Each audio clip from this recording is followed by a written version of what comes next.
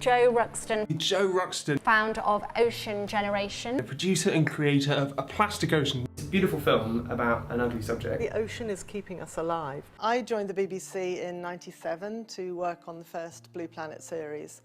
And before that, I'd been working in Asia in marine conservation. There we were portraying the ocean as if it was full of life and full of fish, and that everything was clean and that no coastlines were being developed and nothing was being destroyed. I remember in '98 filming pilot whales, and we were in southern Spain where you get all of the polytunnels where they're growing our winter salads.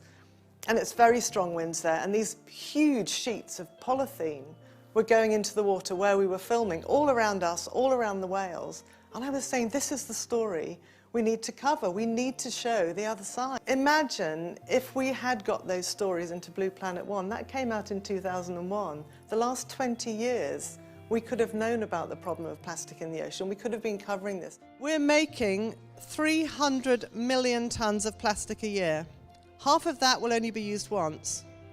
And 8 million tons is getting into the oceans. It's the single use. It's this whole perception that plastic is disposable, and that's the attitude we've got to change. I realised it couldn't just be a film.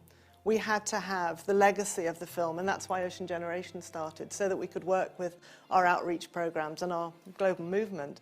It was David Attenborough telling the Blue Planet 2 team to watch A Plastic Ocean that made them watch it and decide to put plastic in it. When you inform people, you empower them to do something about it.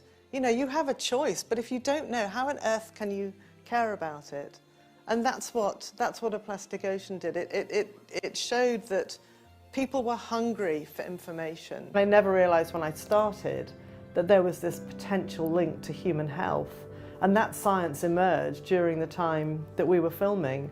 And really, however far you live from the ocean, if you don't understand that there's such a deep connection that we have with it, everybody's concerned about their own health.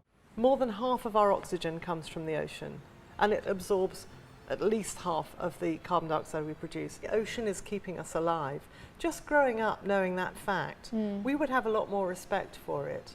It will not change overnight. There's too much infrastructure that's got to change. There's too much legislation.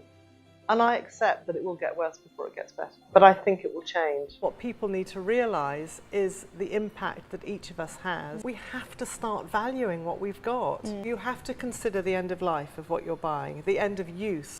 I wouldn't be making another film if I didn't believe that there was endless hope for all of us. We can ensure a sustainable relationship between humanity and the ocean. Everybody can make a difference.